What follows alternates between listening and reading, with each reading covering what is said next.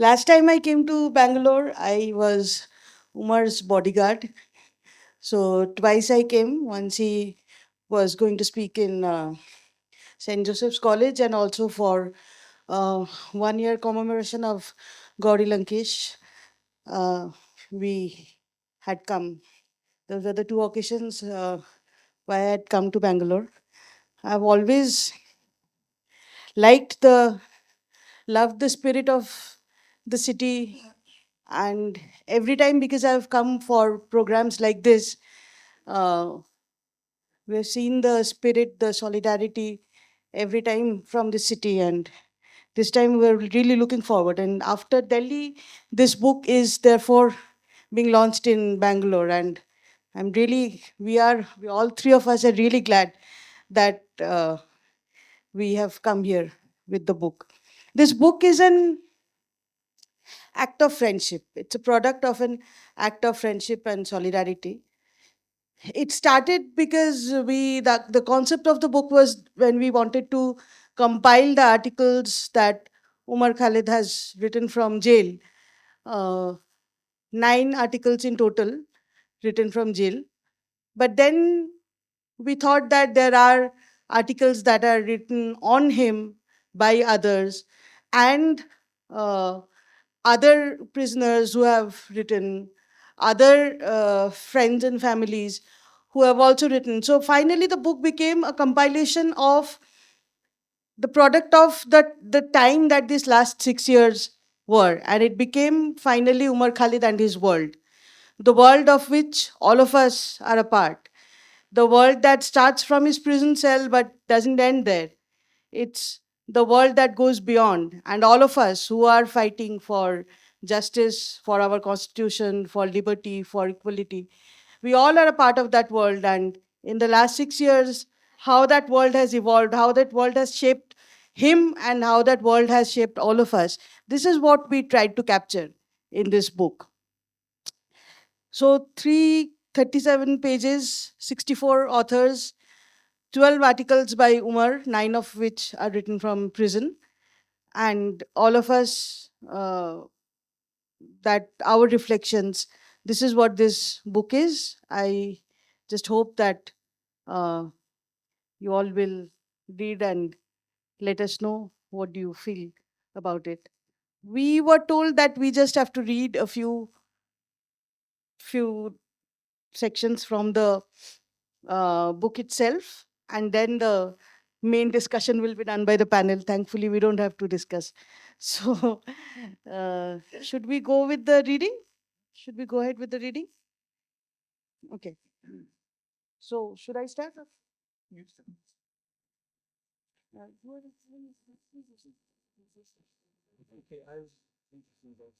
Okay, okay. So Shuddha will start the reading and then we'll take up. Sorry, I'm coming here because I have it on a piece of paper, so it kind of makes sense. Where do we start? Thank you, Bangalore, for turning out in such wonderful ways. Being here, I was earlier this afternoon at the Alternative Law Forum office with Arvind and met Clifton, and a lot of old memories of my association with ALF and with this city were reawakened very beautifully. Thank you. So, where do we start? We must begin with acknowledging, as Banojyotsna said, the times we breathe in, times that reek of being the theater of the absurd, when lies masquerade as history, when genocide passes as self defense, and legality becomes only a tool to subvert justice. It has been almost 6 years and a little bit longer, almost 6.5 years, that peaceful anti CAA protesters have been behind bars. The first wave of arrests began in March 2020, and then Umar was arrested on the 13th of September 2020. There's some serendipity to that. Not many people know that the day the Delhi police arrested him, 13th September, happens to be National Political Prisoners Day and has been observed as such since colonial times, when one political prisoner unfortunately passed away due to a prolonged hunger strike, something like Bobby Sands. We acknowledge every waking hour that freedom has eluded the quest for justice of all these individuals and many others, like the Bhima Koregaon 16 and others who have suffered in incarceration during this time. We must acknowledge, as editors of this book, the public prosecutor for maintaining a straight face while arguing one of the most untenable cases, wherein he interpreted silences and whispers, wherein he criminalized democratic dialogue and blurred the lines between terrorist and political activity. We must remember the trial has not started yet. It's been 6 years, no trial. All that we have by way of the arguments of the prosecutors are arguments made in relation to the application, the petition for bail. So there's a bail hearing. There are several bail hearings that have happened across the judicial system, starting from the district court, the high court, then the Supreme Court twice, and now a review petition had been filed and was also summarily dismissed. So over these 6 years, there's been a long judicial process, which is not a trial. It's something in the nature of a witch hunt. That being the context, now we must acknowledge the many pieces of the mosaic that come together to make this book. Banojyotsna has already given you a sort of statistical profile. 64 authors, 89 articles, 12 articles by Umar, 9 from jail, etc. We acknowledge the authors of all the pieces, some of whom are here, and we will hear from them in the next panel. Prakash Raj, Janki Nair, Ramachandra Guha. Wonderful to have you with us. Apart from illustrating the many moving parts of Umar's world, his dilemmas and convictions, the pieces also serve as a testament to this time, to the audacity of the truth tellers, and I must say, the timidity of this regime. This regime is made up of cowards, and that is why Umar Khalid is in prison, because they're really scared of who he would be if he were a free man and how people would respond to him. Thank you. While a few of the articles in this collection are hitherto unpublished, the rest were written at different junctures and mark the many milestones of this decade of protest. We express our gratitude to the original publishers of these pieces and thank them for giving the permission to reproduce them here. So they're the Caravan, the Wire, the Telegraph, the Print, Intercept, Economic and Political Weekly, Midday, HuffPost, Outlook India, the Quint, Scroll, and Article 14. Also, the India Love Project and Constitutional Law and Philosophy. So you get a sense of the very wide spectrum of platforms in which this matter has found life. We must also acknowledge all those who have over the years been tearing into the banality of the state's arguments. The legal team, Tridip Pai, Sania Kumar, Rakshanda Deka, Sahil Khurana, Kapil Sibbal, Chandaruday Singh, for being Umar's voice in the many courtrooms and in the many cycles of this case as we traverse back and forth from Sessions Court to the Supreme Court, back to the Sessions Court, back to the Supreme Court. Some of this happened during COVID, so it used to happen in what were called online proceedings, and I was a diligent sort of watcher of these proceedings. Finally, we both acknowledge and express our solidarity towards Umar's family, particularly his parents, Mr. SQR Elias and Sabiha Begum, for being resolute in the face of repeated denials of justice. We acknowledge both their silent tears and their resolute voice, and of Umar's sisters that refuse to tremble in the face of the powers that be. So there are countless voices, untold sighs, 1,000 prayers, and innumerable well-wishers of Umar whom it is impossible to acknowledge except in spirit. The book, in fact, is an attempt to reach out to them and also expand the circle so as to engage as many of them in our conversation. That's why we have so many copies of the book outside, so that each of you could take one home, share it with your friends, with your family, so that this circle keeps expanding. As Banojyotsna said, the book is a testament of friendship.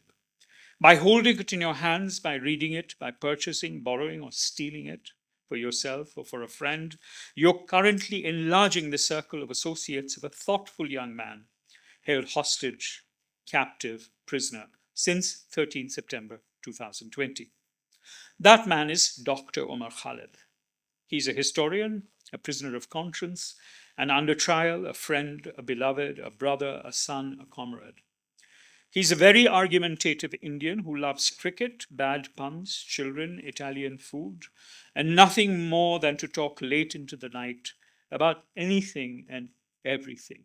Those of us, we are his friends, and we sometimes have said, "Bas karo yaar, Umar." I mean, he talks and talks, and he has this hunger for conversation, and now we miss it. But anyway, he sings off tune but hums. He dances badly but dances. He reads murder mysteries. There's a wonderful list of his latest reading outside, which is quite instructive. And once dreamt of being a national level cricket player. He gets carried away when he speaks sometimes. He has a low staccato voice that listens before it speaks. He's our friend, and now he's waiting for you to read this book, become his friend, his advocate, each one of you. Since he was arrested for almost the entirety of the past several years, Omar Khalid has had no control over his time, no liberty of movement and action, except for brief 7-day or week, 10 days long spells of highly conditional bail in order to be able to attend weddings and family functions. And he has been unable to freely associate with his friends, comrades, and well wishers. He has not been able to pursue either his scholarly research nor been able to take up gainful employment. He has been a captive in body, though not in spirit. Through cold wave, heat wave, monsoon, autumn, spring, or summer, Omar remains in prison, still awaiting trial. He was arrested, and I want to say this categorically, on entirely false charges because he spoke the truth and called out a discriminatory, unconstitutional amendment to the Indian citizenship laws for being what it was. These conditions are dispiriting, not just to Umar, but also to many of us. And yet, each time we meet Umar, he urges us not to lose hope, to keep our spirits high, and to let him know what is happening in the big world outside the gates of Tihar prison. It is partly to live up to those expectations that Umar has of us, of not giving up, that we, three friends of Umar, are putting this book together. It gives shape and form to many of the conversations that we have with Umar and between ourselves, and to some of the conversations that we cannot have with him. Because we always meet him on one end of an old fashioned telephone across the shut, greased glass window in the Mulaqat room of jail number 2 in Tihar. Partly, this book also emerges from our habit of gathering books for Omar to read while he is inside. Because the one thing he has more than us is time. Partly, it is also to see his incarceration as a lens through which we attempt to understand the time that we're all living through, marked by the dynamic of a fascism of the 21st century with distinctly Indian characteristics. So, what do we mean by this fascism of the 21st century? Umar and others like him are in prison primarily because they directly challenge the project of a populist, xenophobic, right wing, culturally majoritarian, authoritarian, statist disruption of democracy that seeks to foreclose and inhibit an inclusive, open, secular space for an evolving dialogue about the future of Indian society. This contest between two visions of the future is central to the long process of churning that is currently underway in India. The fate of Omar Khalid is a detail in the mosaic of this reality. On one side are the champions of Hindu supremacy that need even citizenship to be qualified by an implicit hierarchy of religious identities with Hindus on top. This is a decadent but brutally powerful social phenomenon backed by corporate patronage that seeks to wield disparate social groups under an overarching Hindu umbrella. It is not without its internal contradictions, but its claim to consensus is often bolstered by a pliant media and commentariat that homogenizes everything under its radar. It is propped up by an elaborate network of social contact and shared privileges, and finds its energy through a magnification of hatred and negativity that allows some of even the poor and the deprived amongst the majority it seeks to harness to experience momentary surges of dominance over even more marginal and minority communities. It worships the state, the machismo of leaders, weapons, and is always on the lookout for fights, for skirmishes, for victims. And yet, it plays the victim when it suits it. I think you see a little bit of that spectacle outside on the road. Um, it plays the victim when it suits it, performing a charade of the abject Hindu, biding his time to take revenge for fantasies of historic persecution. It is the little man playing at the big bully, pretending to be the little man. This, we could say, is a portrait of 21st century fascism with Indian characteristics. Opposing this formation are the partisans of the vision of the future that is open, democratic, has space for everyone, including minorities of all kinds. Here, by space, what is meant is that minorities, be they of religion, caste, ethnicity, language, gender, or sexuality, find room to build a capacity to express themselves and flourish in non repressive, non sectarian ways. In the specifically Muslim context, it meant something remarkable, and we need to note it. The weakening of the hegemony of a traditional, clerical, sometimes misogynist, patriarchal formation, including by those who have been patronized by the so called secular political parties in order to cultivate what they thought was a Muslim vote bank. And the open assertion of power and confidence by young, educated, articulate, subaltern Muslim women. Shaheen Bagh brought this Muslim woman, relegated otherwise to the margins of society, politics, and culture, especially in North India, to the center stage. And although Umar is undoubtedly a man, it was these women and their grandmothers whom he was listening to. The Shaheen Bagh moment seemed to be able to wrest the narrative, even momentarily, away from the continuing identitarian reworking of politics, society, and culture that Hindutva proposes. Instead, for the first time in several decades, that narrative seemed to be upstaged by the reiteration of a citizen centered insistence on the constitutional values of liberty, equality, and fraternity that Dr. Ambedkar had foregrounded. The Shaheen Bagh moment may have faced a momentary lull when anti Muslim pogroms precipitated an orgy of violence in February 2020, triggered, in fact, by direct challenge from informal stormtroopers of Hindutva to the continued sit in of Muslim women and their allies in different parts of Delhi. And it's an irony that the people who did that whole Goli Maro Saloko kind of speech making, people like Yati Narsinghanand Saraswati, character whom I think you don't know too well here, but we know him well in North India, where he directly called for, and the Hindi word he used was Jan Sanhar, we need genocide. These are open calls for genocide that were made on the streets of Delhi. This particular one was in Jantar Mantar shortly after the sit-in at Shaheen Bagh started. In 2020, the year that Khalid was arrested under UAPA, 1,321 people, including 5 juveniles, were also arrested under UAPA. In 2021, 814 more people were arrested under UAPA. UAPA arrests in 2022 amounted to 1,005 individuals. Exact figures for the total number of people arrested under UAPA in 2023 and 2024 are not yet publicly available. There's this National Crime Records Bureau website that actually lists people under different sections. They've not yet updated 23, 24, 25. But they're likely to be substantial. Going by these numbers, between 2020 and 2020 alone, 3,140 individuals were arrested under UAPA, which translates to nearly 1,046 per year, or nearly 3 people per day. Apart from several, such as Khalid Saifi, Miran Haider, Gulfasha Fatma, and Sharjeel Imam, all of whom, like Umar Khalid, were arrested under false UAPA charges of a conspiracy to realize violence in February 2020 in Delhi in the infamous FIR 59. That's the case that all these people are categorized under. And apart from Khalid Saifi, and Sharjeel Imam and Umar and a couple of other people, all the others have now been released on bail as of January this year. So who are they? They also include the Bhima Koregaon 16, journalists, activists, teachers, lawyers, artists, and a Jesuit priest. Arvind Clifton already spoke about the 3 people who actually passed away during this period, which means that, you know, prison had lethal consequences.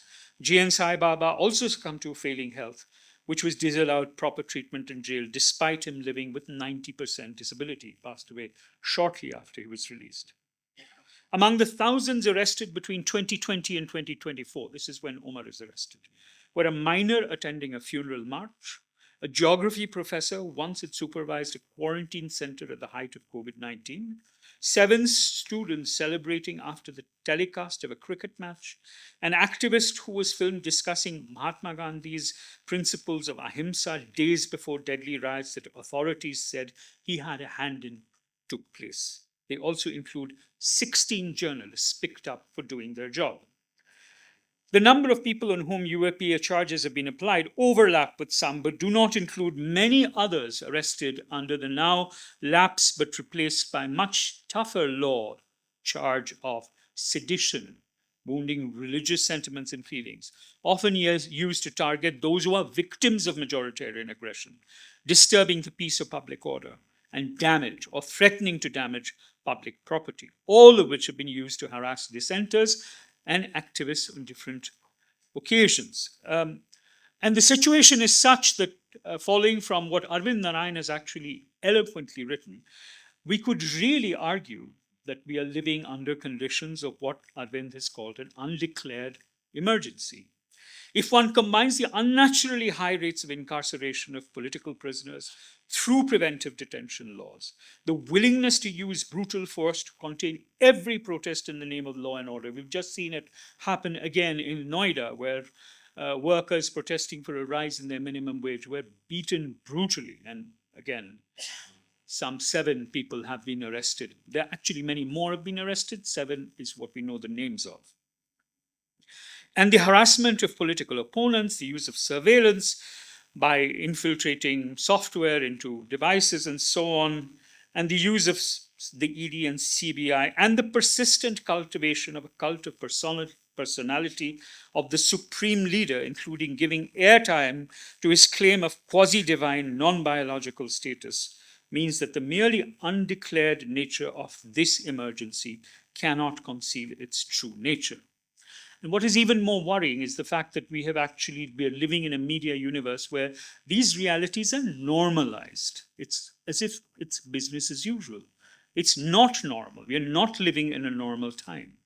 The Code of Criminal Procedure was decolonized recently to give way to something called Bharatiya Nyaya Samhita, and it has instituted even more repressive condition. So the charge of sedition has been replaced in word, but in substance, it's now become even a thought crime because people can be picked up on suspicion of feelings that they harbor, no evidence required, right? So the feelings can be investigated later under the Bharatiya Nyaya Sanhita. Umar Khalid is too young a man to be offered a fest shift, and we were very clear this is not a fest shift. He has his life's work ahead of him. Maybe he will get a fest shift one day. And we know that because of his life's work, the attempt to create a just, equal, diverse, peaceful, and open society in this part of the world, where majorities and minorities of all kinds could live in freedom and with dignities and ambition we share. And crucial in this is the idea that citizenship is a work in progress. And this was the clear lesson of Shaheen Bagh. Citizenship is not something that is frozen on a particular date when you either came this side or that side of a border. Citizenship is something you create by your participation in society as a citizen. And that's the future that I hope that all of you sitting here share with us. Umar Khalid is not alone in prison. We want him to come out so that there's a future apart from the fest trip in which he can still play cricket and write history, including of this difficult time. There are many others like him who are still in prison or who have spent long periods of time in prison. 2 years ago, on the 2nd anniversary of Umar's arrest, I had written at the end of a text that attempts to be a short manual for prison visits, and it's in this book, the following. If you have a friend in prison, because they refuse to acquiesce to the bitter denial of freedom and dignity in the country that is currently underway, please go and see them. Make it a part of your routine. Don't put it off till some other time. The time that is passing will never return. They need you now, and you need them. Don't let them feel that they're uncared for, forgotten. They're the keepers of all our consciences. And that is why we have this book before you today. Thank you.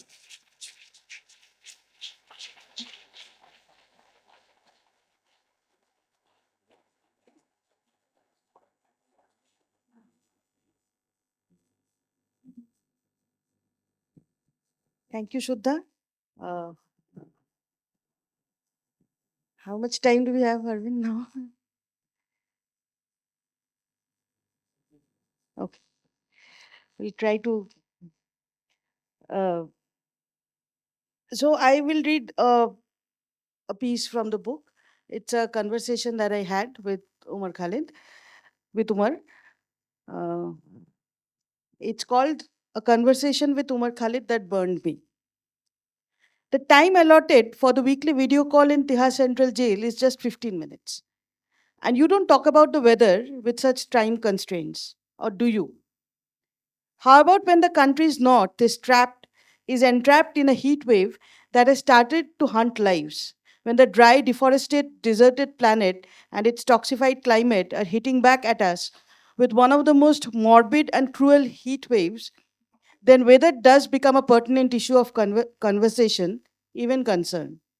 I inquired about the heat situation inside the prison from Umar with the same helplessness and apprehension as I had inquired about the COVID situation 2 years ago. He grinned as usual. I've never faced anything like this, he said, almost chuckling. His grin becomes intolerable in such situations. I get angry and he seems to enjoy that. No, seriously, this is my fourth summer in prison. This was written 2 years back. This is my fourth summer in prison, but the heat this time is unbearable. I've never witnessed anything like this in my life.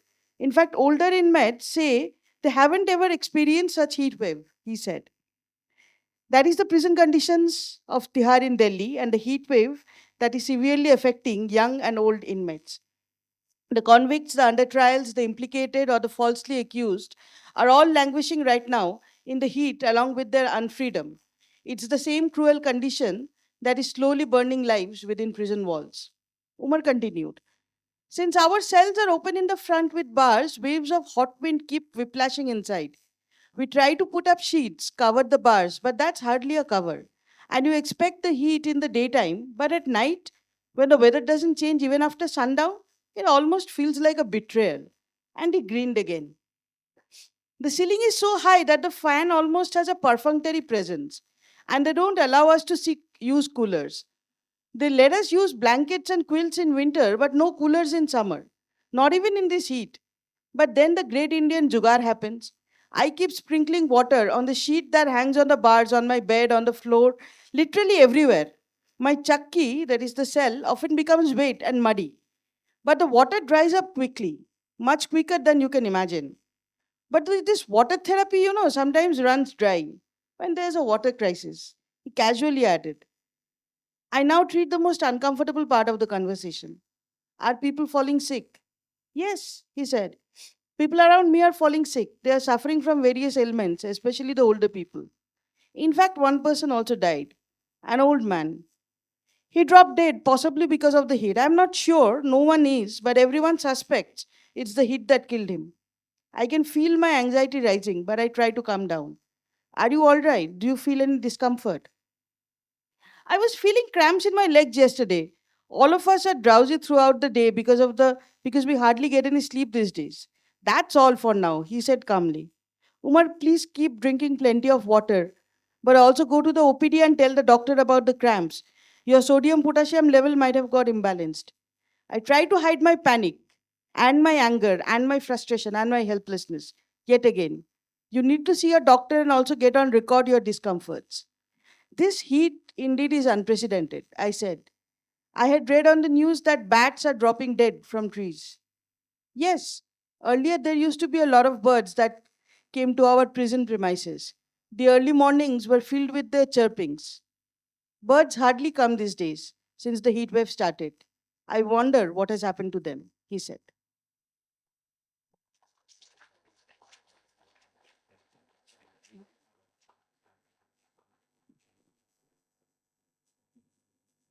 Thanks, Bruno. I will read a few excerpts from two of the pieces in this book, dealing with largely the idea of time. Now, in a certain sense, how does one make sense of time? Like, it's been nearly 6 years for Umar and Sharjeel. Even the ones who got bail, like Gulfisha, got bail after 5 years. 5 years, 6 years, these are enormous stretches of time. Now, of course, we have a different pace of time. Those who inside have a completely different pace. Uh, how do they make sense of time? And that is where the book serves a purpose. They make so sense of time, the time that they are doing. Uh, if it only makes sense to them, not just Umar, but Sharjeel and several others who are still behind bars, not just in this case, but also the one left behind in BK16, they make sense of time only if they live on in our conversations. And this book is an effort towards that, such that the conversations keep happening. And I think the fact that we are all gathered here is in itself, and that the fact that we are talking, we are listening, is in itself I think, to a certain extent, the success of this book. And they live through these conversations. There are, of course, those who do not want these conversations happen. We saw some of them outside. We are really glad that BIC, PUCL, both to Karnataka and ILAJ materialized this despite all the troubles they had to go through. In fact, few days back, I was speaking with Arvind, and he said that, uh, something that comes out really clearly in this book is the fact that amongst everything else, Umar and his likes are behind bars precisely because of their identity, their Muslim identity. And in a certain sense, he said that this book bears his name, and we cannot not have, by any means, we cannot not have this conversation, because we cannot let them win again. And I'm really glad, and we are all really glad, that this event could materialize.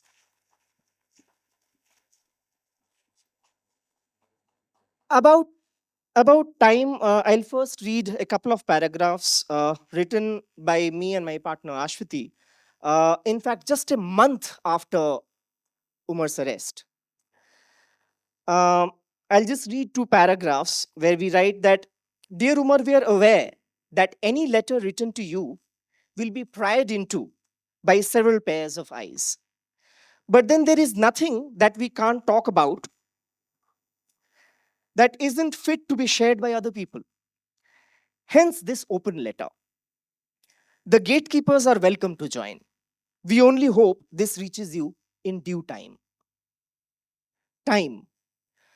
You are probably settling into a parallel routine of time, a slow and sluggish one. It has already been more than a month. It was written in October 2020. As we think about you, we realize that the phrase doing time is very unsettling. Even after all the reformatory thinking that has gone into the idea of prisons in the last century or so, this appears to be the piteous expression of what one effectively does in jail. One does time, after all. However, it's not so much the length of time that irks us, at least not yet. But that is because this is a witch hunt that had been unfolding for some time now. We all knew that this was coming. Now, like I mentioned, this is written a month after. And there is another piece that I tried to put together. It's in the section called Mulakat, and it has several people who have written. In fact, Shuddha also wrote read from this section on Mulakat. And this is 4 years down the line. It is the arid sameness of the desert that makes it difficult to navigate for a lost traveler. There is no reference point. It's the same for the people who have been in jail for a while. One loses precision in pinpointing time. That's what my friend Umar Khalid said during one of our jail mulakats. It has been almost 4 years since he was put behind bars. When I thought about it on my way back from Tihar, I could sense more clearly what he meant. How do we refer to time? We say the day before we met last week, or the week after she moved to Hyderabad. That's how we make timelines. We have different timelines with different sets of people, with family, with office colleagues, with college friends. We all operate in different timelines. We have many points of reference to orient our lives as they are in constant motion. But in jail, Umar said, after a point, time becomes a lump, a blur. That's what the jail's routine, monotony, and listlessness does. So when one of the inmates, re- so one, when one of the inmates returned after his 2 week parole, Umar ended up asking, "How come you're back? It has hardly been a week." In jail, one starts to develop a different relation with time. The measure of time is no longer days, not even weeks or months. Instead, Umar often refers to seasons. Last winter, I wanted to only read fiction, he would say, or this summer is worse in terms of heat, like we heard. In 2020, when he was sent behind bars, my biggest concern was his restlessness. We knew him as someone whose association with time was from minute to minute. He always had plans. Let's meet with him. Let's talk about that. Be it an atrocity on Dalits in Tamil Nadu or a case of harassment in the name of love jihad, an Islamophobic comment in Europe, or a sanitation workers' strike on campus, we knew him as someone who wanted to speak up about every indignation. Often there wouldn't be enough hours to accommodate all his demands and restlessness. Well, that's what Umar is. He would do whatever he could, share messages, voice his indignation, write, or protest against injustice. That sounds like the actions of an ideal citizen, a passionate youth. Like Shuddha mentioned, this mulakat, the exercise that happens, it happens across a greased glass panel. A greased glass panel that separates us as we speak into our 1990s style phone receivers. The glass is only as transparent as the government's data on COVID deaths or unemployment. But through that murky pane, Umar tries to soak in as much information from the outside world as he can manage in a mulakat.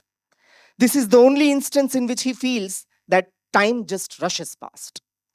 He also inquires about my parents' health, about what is worrying me, about other friends, about small joys and big frustrations. But mainly, he just loves to talk. He talks like he is losing breath, like he is trying to pack in as many words per minute as possible.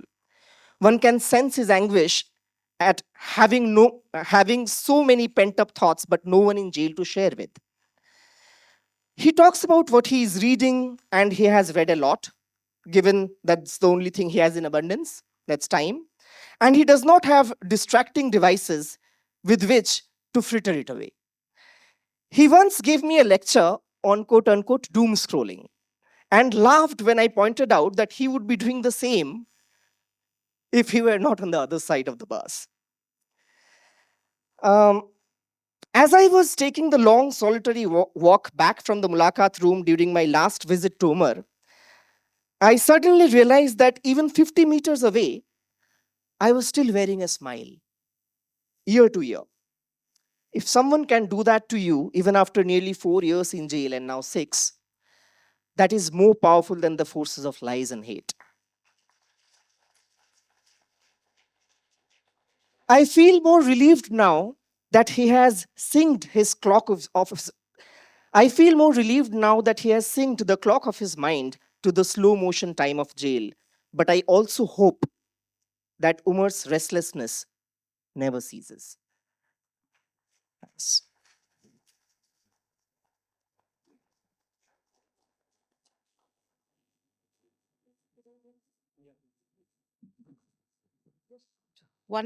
Taking 1 minute more and read out one piece by Umar. This is an unpublished piece, which is part of the book. Uh, it's called, it's a letter to Rohit Vemula. So I'll just read out excerpts from it. Dear Rohit, on a cold, starry night, I look out at the sky from my prison cell. I spot the brightest star and imagine it's you smiling at me from up there, asking me to stay strong. Whenever I feel tired or weak or lonely, I derive strength from the words you left us with. I wish we could talk. We never got a chance to talk with you in life, but here in solitude, looking at the brightest star in the night sky, it feels like I'm having that conversation from my cold, damp prison cell. It has been a decade, Rohit. I had no idea that just a month after your murder, I would be at the receiving end of my near fatal accident of birth, that I would be at the receiving end of a malicious media trial that would brand me as anti national just like they branded you, that they would send me along with others to jail under sedition, that two hooligans with a pistol would find their way to me baying for blood. I was 10 years younger then, and I said, borrowing from Shah Rukh Khan, that my name is Umar Khalid, but I am not a terrorist. But 10 years since, while I am writing to you from this, again from a prison cell, I still remain and under trial under the most draconian anti terror law, Unlawful Activities Prevention Act, or UAPA. I wonder what was this unlawful act or terror act that I urged people to fight against hatred with love, or that I said we should face their lathis, sticks with the constitution held in our hands, or that I took part in the historic and peaceful civil disobedience movement of Shaheen Bagh against the divisive and anti Muslim amendments being made to our citizenship laws? Or was it my most immediate identity, my nearest possibility? That is my name.